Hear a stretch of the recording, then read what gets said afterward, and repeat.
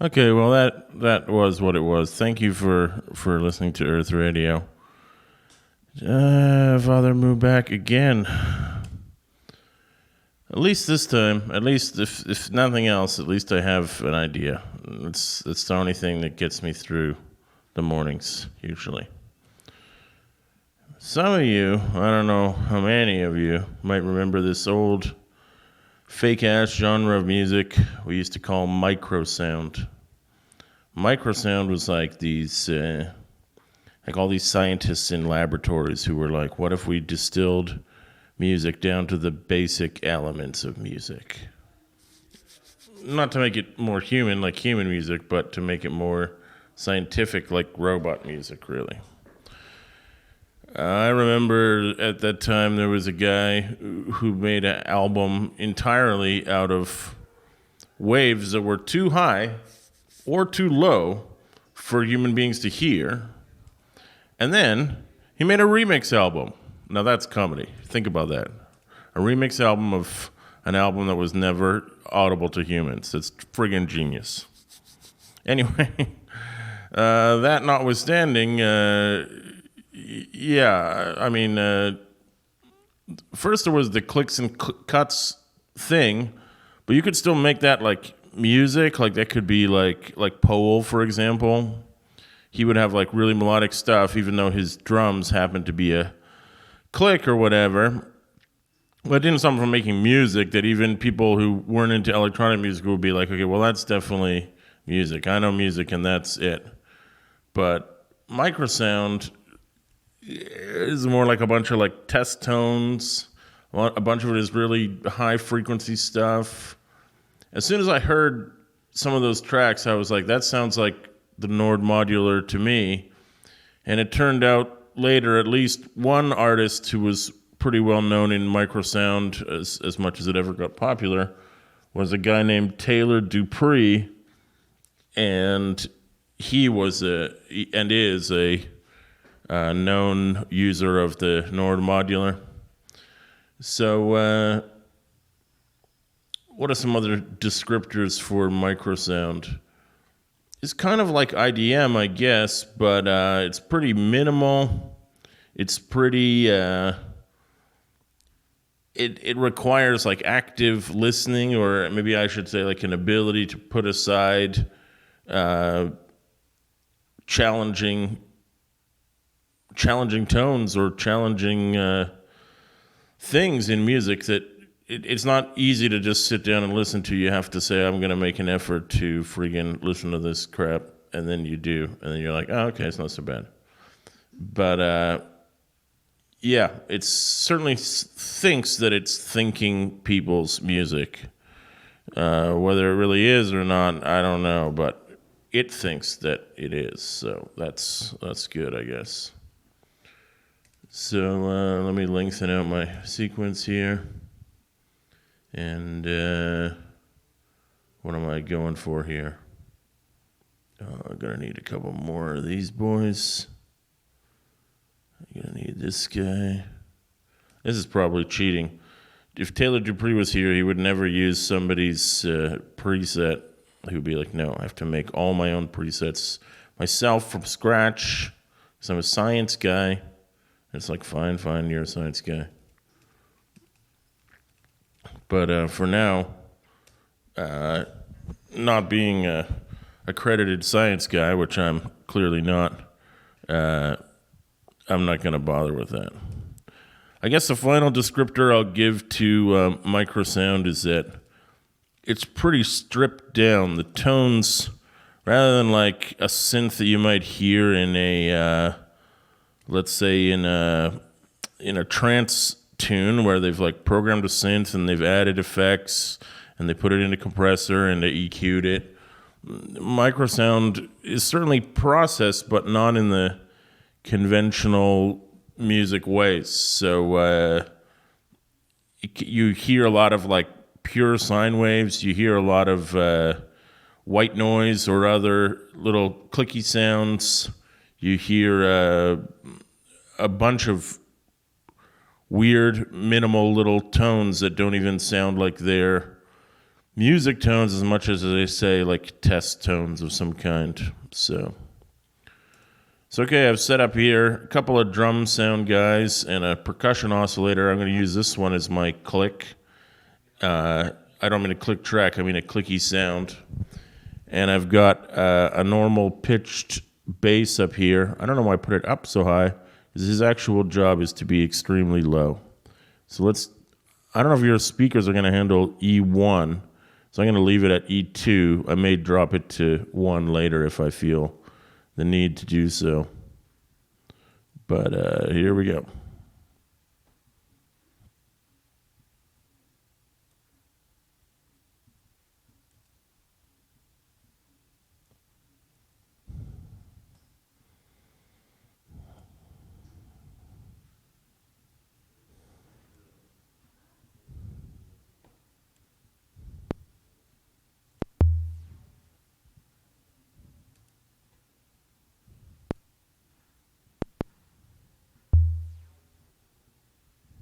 Here we go.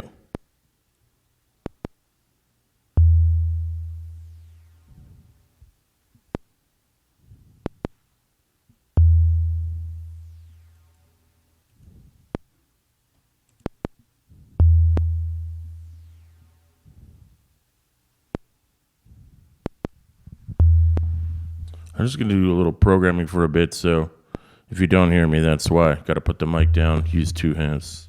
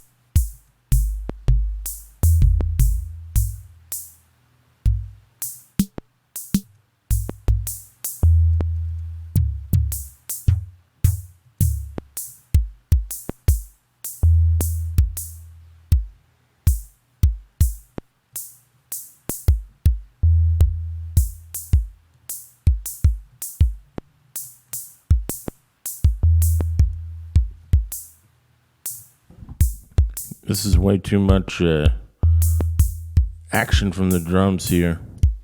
So I'm going to drop in a clock divider and divide up their clock before they get it.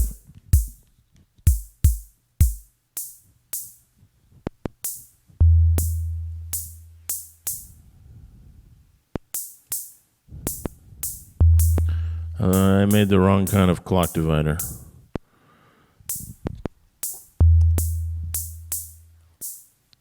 Fixed here, I'll just leave it in here in case I need it. It gives you multiple outputs that are mathematically significant to a standard clock. And then the non-fixed one just lets you divide it by whatever number you set it to, but it only gives you the one output. So I choose to divide it by 4. I send it the clock, and then it should send this here. The symbol is still connected to the old clock, which is still too busy. Here we go.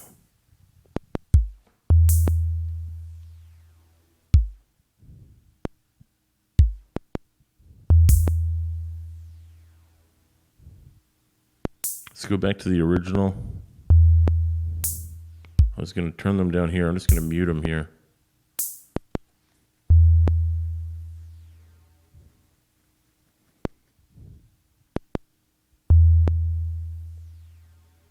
I like this original super simple pattern. Let's see if I can remember how to do this. Okay, I copied the event sequencer over. But what I want to do is link this one out. I think it goes into sync in. No, that's just... See how they're shaped? You can tell they don't match. So I guess maybe link clock. And then, how do you get the gate? I don't know how to do that. Looks like something I need to go look up in the old manual. Oh, I can cheat. I've got a way to do it. By putting in the logic processor, I can just say OR, which means whichever gate you get, you make a sound, and send both of those out from here. Oh, you know what? These are not supposed to be the bass line. It's supposed to be the click line. Let's put him back there. Shoot.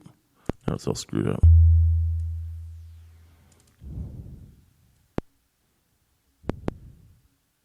Yeah, you don't need... Notice how that cable turned white, meaning like I'm not sufficiently or correctly connected, which is true. He wasn't.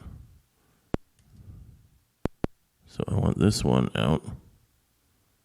This one to go here. So now the output of channel 2 on sequencer 1 or channel 2 on sequencer 2 will both be sent to this XOR. I've got 1 in here. Let's put 2 in there. There we go. So now whether it's channel steps 1 to 16 here or steps 2 to 16 here, the output will still go to the click, which is what I wanted it to do. I wanted him to play notes here. I wonder if I'm going to be able to solve this problem today. Maybe sync into reset.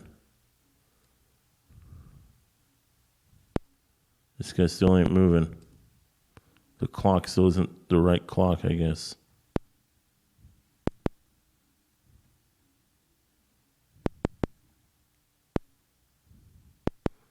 Let's just try this.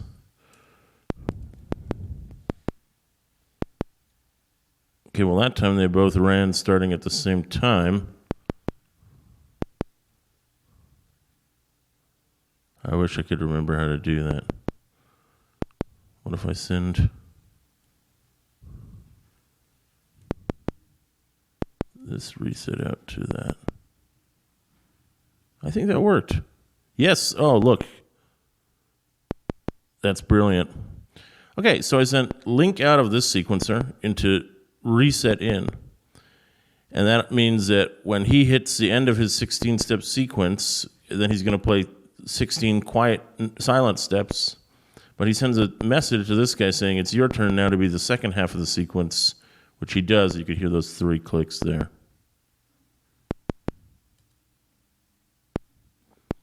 So let's do the same thing we did. I made another OR circuit. I'm going to send the top sequences of each, since I now know the sequences are running properly. And I'm going to send their gate to my bassy note thing.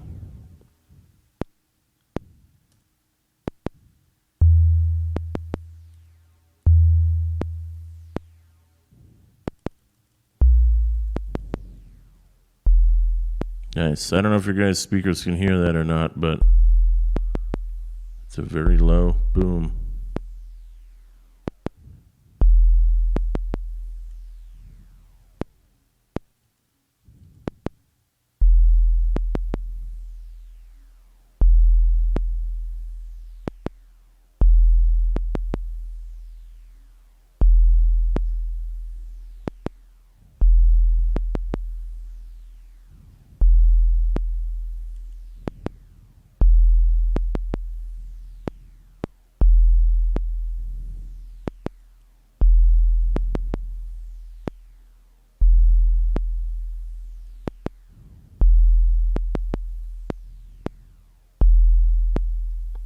Da-da, boom, da-da-da, da-da, boom.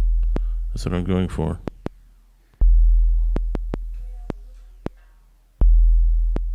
So that right there is, from my point of view, a pretty pleasant and listenable piece of Microsound background. Back to these boys.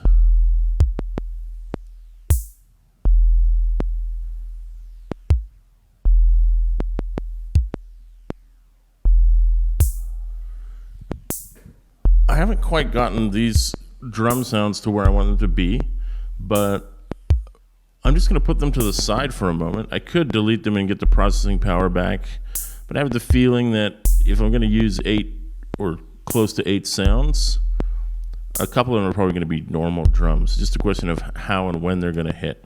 So let's just put them on quiet mode for now. And let's build up a few more ultra minimal little things that go with what we've got here. I like the fact that I figured out what I was doing with the event sequencers. So let's repeat our success. Except this time I'm going to run a sequence which is twice as slow. Oh, I just messed up something to do with the other drums. Okay, forget these other, they're no longer connected. I'm just going to divide my total clock by 2, send it to these event sequencers, do the same map here that I know works now.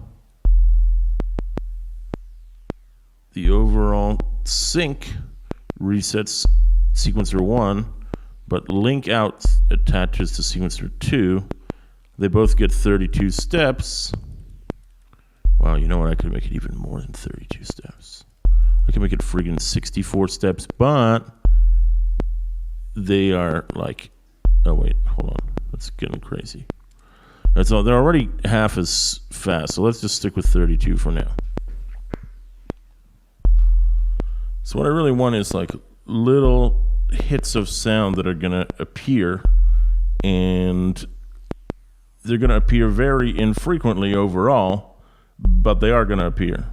So let's just put them in as these are sort of on the nose beats, 1 and 9, and then 5 and 13, just so we can, predict what we're getting here.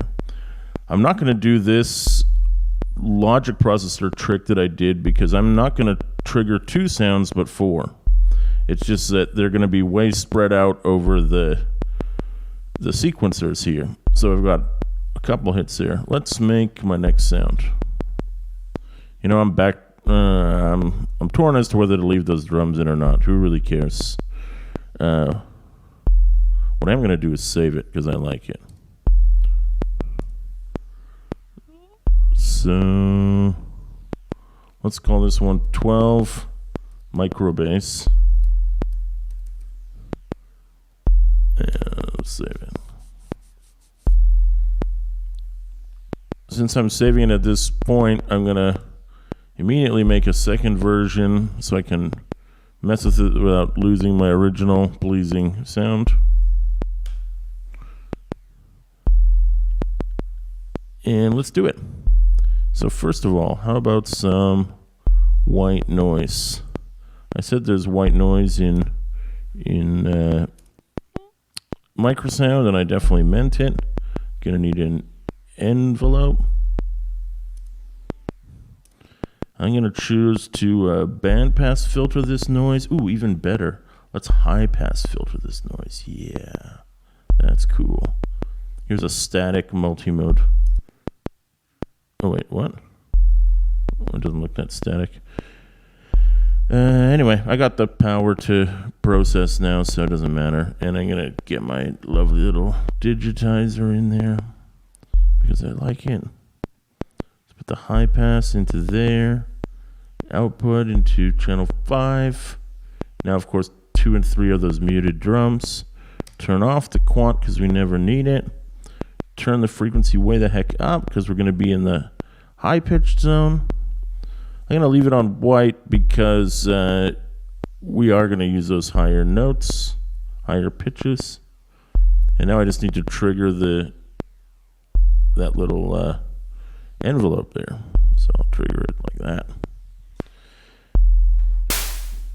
That was the sound. So you can hear it on 1 and 9 here, and then you won't hear it as a second round of the sequencer plays out. Ooh, he's not attached to the click. I'm going to put the mic down and process a bit here again.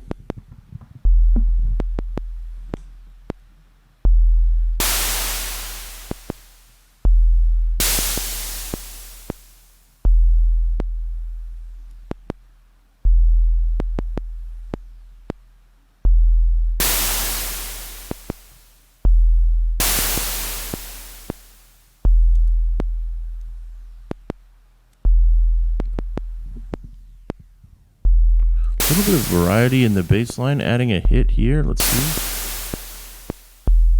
Yeah.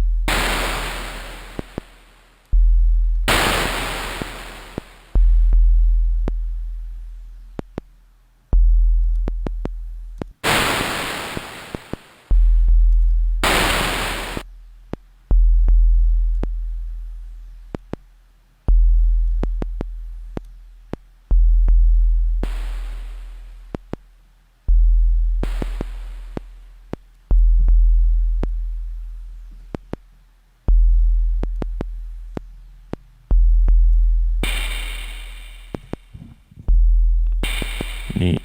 What I'm trying to do is make that little bit of white noise weirder, so I chose the vocal filter, something I rarely use. I used to use it in the old days of first programming this just because it was a rare thing, and I was like, ooh, nobody else has that, I'm going to use that. But nowadays I find it somewhat repetitive, but I want to make this white noise weirdly pitchy. Yeah, hear that? Too fast, but it's still getting there. So dial these random guys down.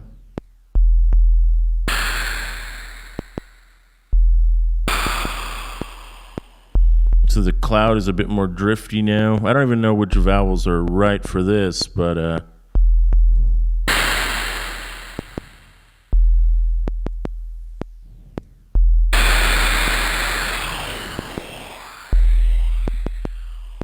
okay. I don't want it to be on the one that was too boring. It was just somewhere for it to be on here.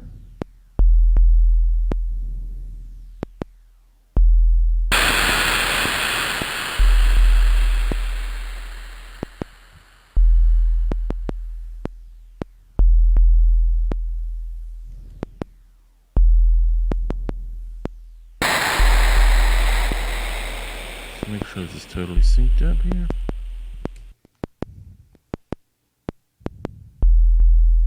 Yeah, what's going on here?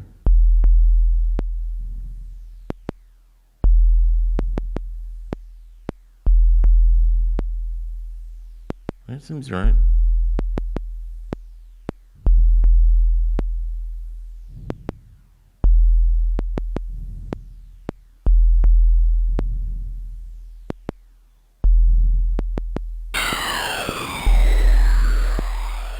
A little bit airplane-y now. Style this back a bit.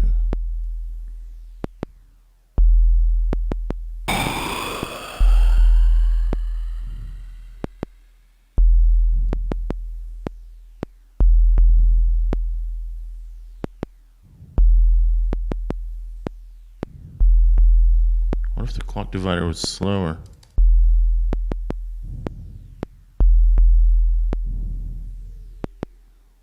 And it still gets one-on-one, but it'll be more. Let's try that again.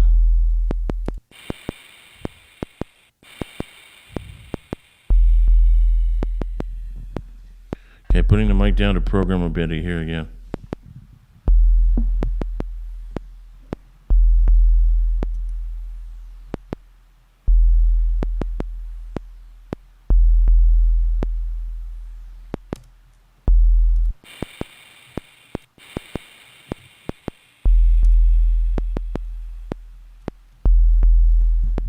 Okay, so just to explain, if one kind of random doesn't work, if the unsynced, totally random doesn't work for you, often clocked might help you out. That's my philosophy. So you're gonna plug these guys with blue CVs that are gonna switch according to the clock. So even if I divide this by 4 or 2, they still suck their same clock from the same source, so they'll still be in time. Oh, maybe for this guy down here too.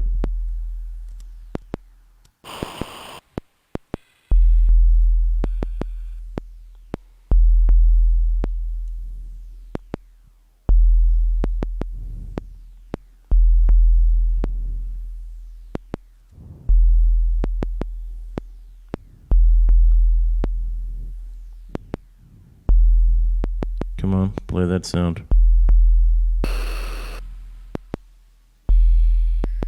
Interesting, it cut it off quite quickly. Yeah, I think that's what I want.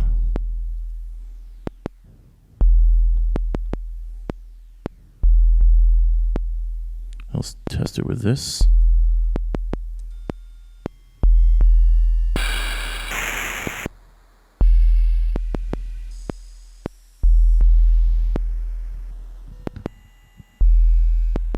Here's something interesting. I just thought of this. I don't think I've ever done this. Where's that clock divider? What if I divided a clock just for the LFOs? Instead of stealing from this guy, like I've done here.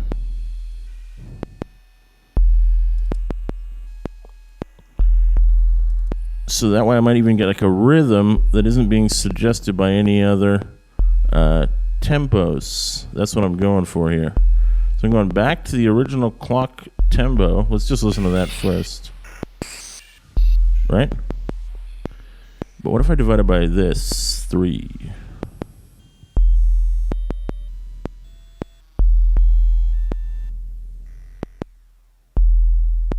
2, 3, 4. Oh, we're in the wrong bar.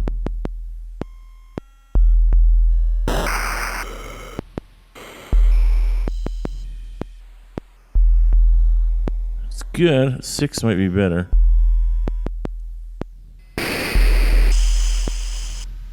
Now 3 works. We could try it with 3, and we could divide.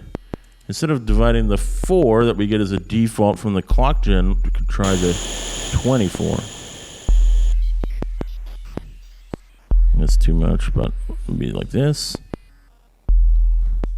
2, 3. No, I like it how it was before. Is that working? There we go. Here we go. Let's listen to this one. 2, 3, 4. Yep, that is good. I realize that for the people listening to me program this, the sound sure as heck hasn't changed a lot, or I guess it's taking me time to get to where each one of these little sounds is going to be. We still have 3 more candidates who want to step up to the game, but that's the price you pay, I guess. It may not be YouTube friendly, but I got to where I wanted to be, so I'm gonna stick with it. Let's just clean it up by erase what I don't need.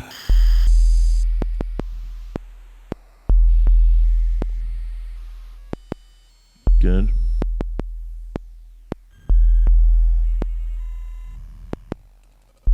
Go back and see if we can work these boys in. Perk might be a good starting point.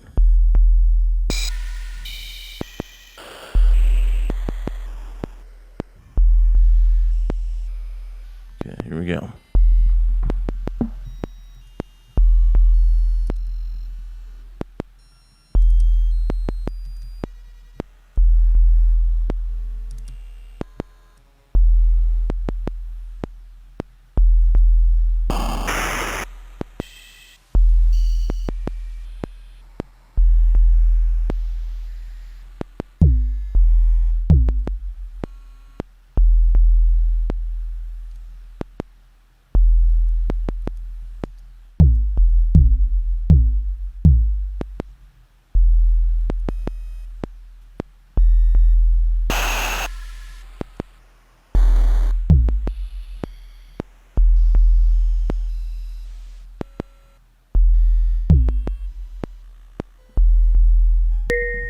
actually like that.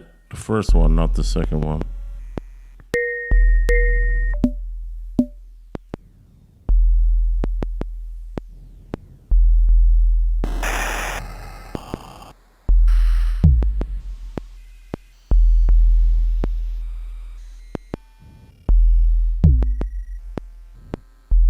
They're triggering on the wrong beat, but...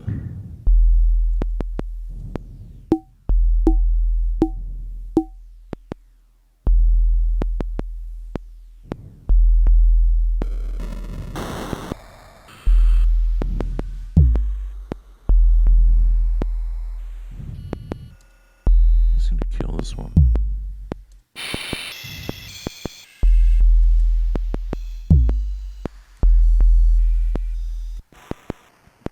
I'm trying to make more. Same clock to this pattern generator. Send him to this guy.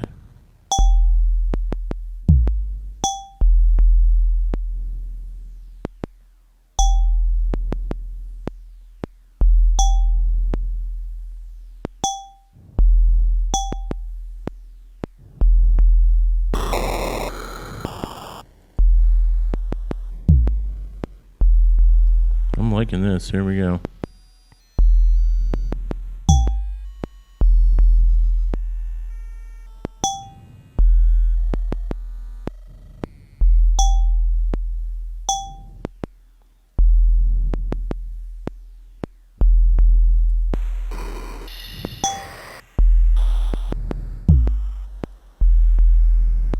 Here's that old trick again.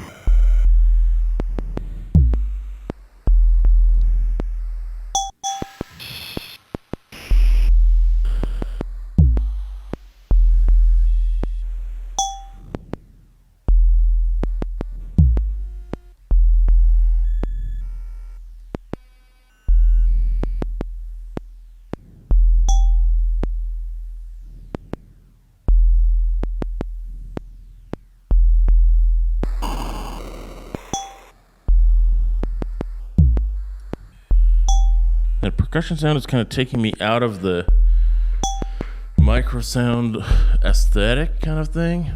It's too imitative of a real world sound, but I don't like it anyway.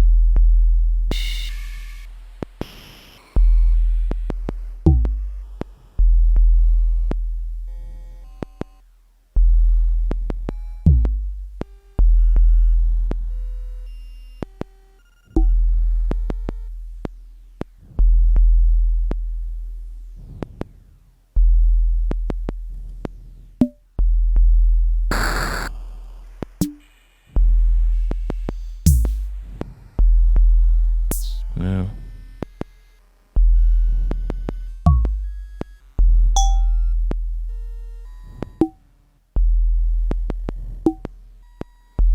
So in conclusion, I don't like the sound. Well, it's not that I don't like it, but I don't think it fits. But I like the pattern, so I'm going to keep that there. What if I took, let's see, something completely different? Yeah.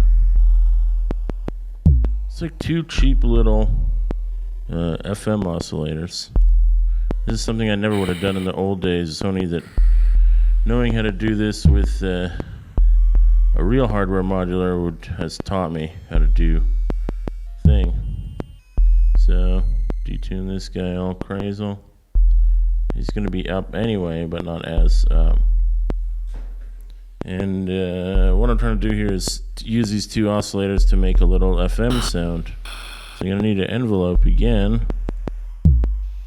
It's just 2-op FM. It's something we do on the hardware modular a lot. It's because it's easy to patch up and make a really weird sound.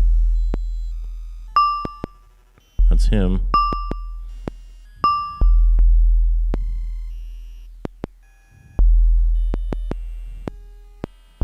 They don't even have oscillator in. It's probably not going to be the right input, is it? No.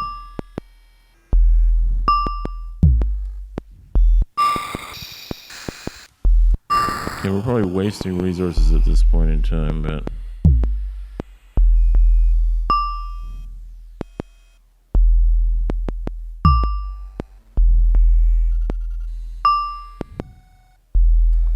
So, master to slave.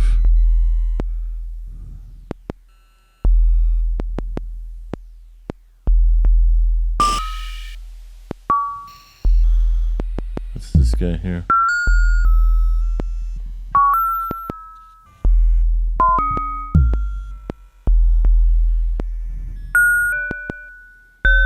It's good, but it's too frequent now. It's weirdness. Like, at least the percussion sound, even though I didn't think it fit, at least it was repetitive enough that, and simple enough that I could play it more often. If you're going to be complex in a Microsound track, you need to not repeat too much. Sequencer, event. These guys are getting out of position. I have no idea how long the stream has been running. It feels like forever. Sorry, guys. Let's reset him to here.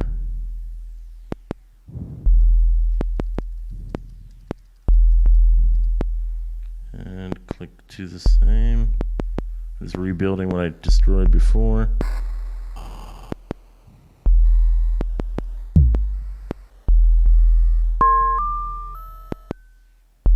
Okay, that's our guy.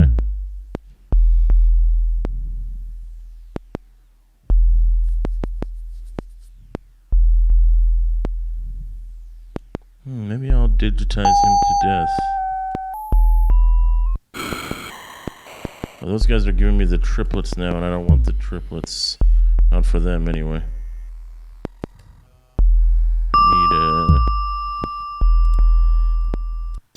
one of these, but which is not connected to the same clock. Put that in there. There we go. That's right.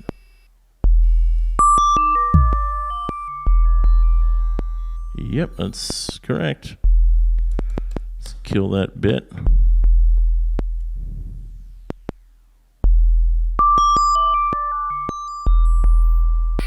That's a nice little piece of, yep. I don't know if this will screw it up, but I think it'll be okay.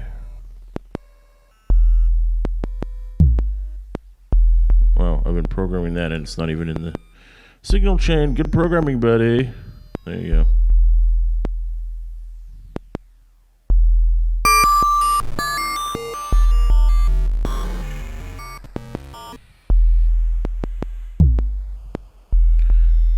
So all under this one clocked random step generator, who's in time with the song, we have the sample rate and also the pitch of one of our FM oscillators.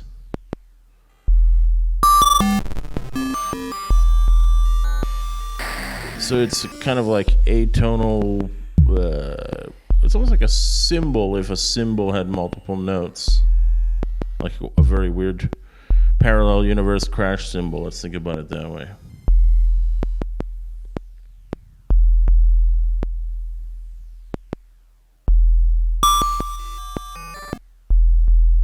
Yeah, I like this. Let's just listen to this for a sec.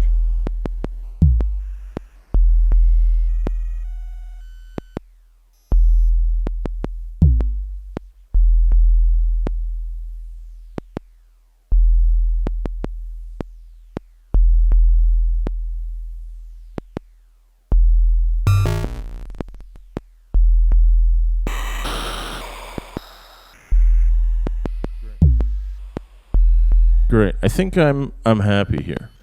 I'm gonna finish this off by mapping some knobs. So y'all know I love to map them knobs. Knob 1. I think I know how this is gonna go. I don't think I'm gonna even have things in groups. I think I'm gonna have individual sounds just under knob control. But it's fine. I can always add more to the morph group later. So number 1 knob is bass only. Let's click on number 2. Which sound is this again? Oh yeah, it's that percussion sound. Yeah, this guy gets a knob. There you get some morph group.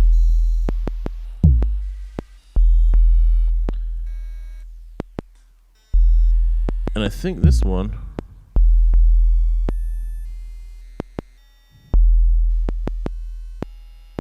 that new weird sound?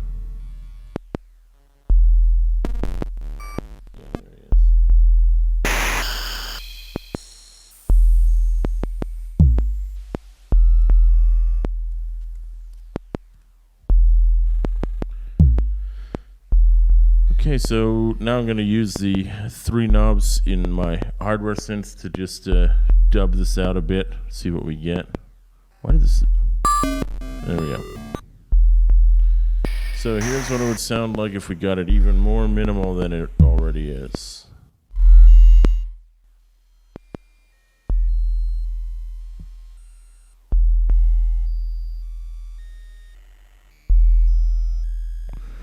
Oops, I've made a mistake. Let's just correct that.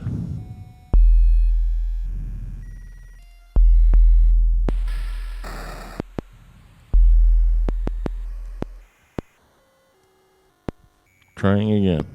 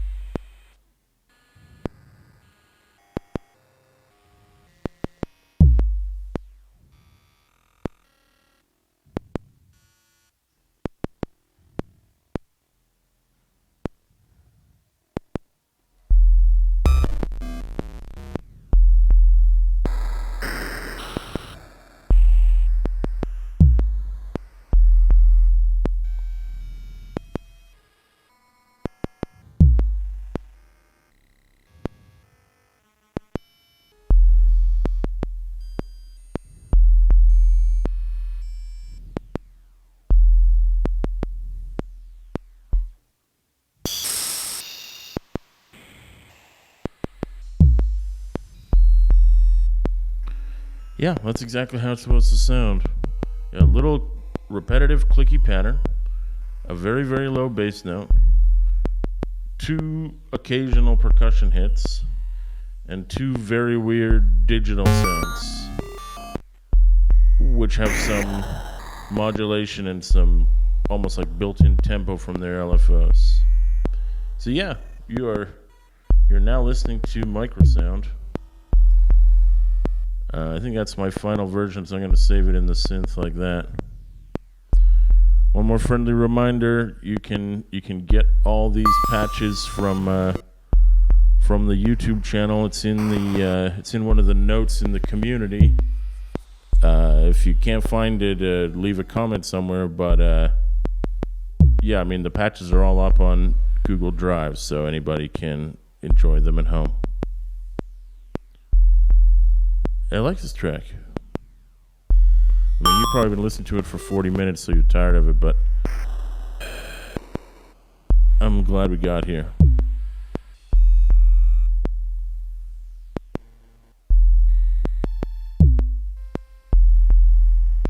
Probably sound awesome in a car with great speakers. So anyway, thank you so much for joining the stream. This is Father Moo on the Red 1s and Red 2. We'll see you next time.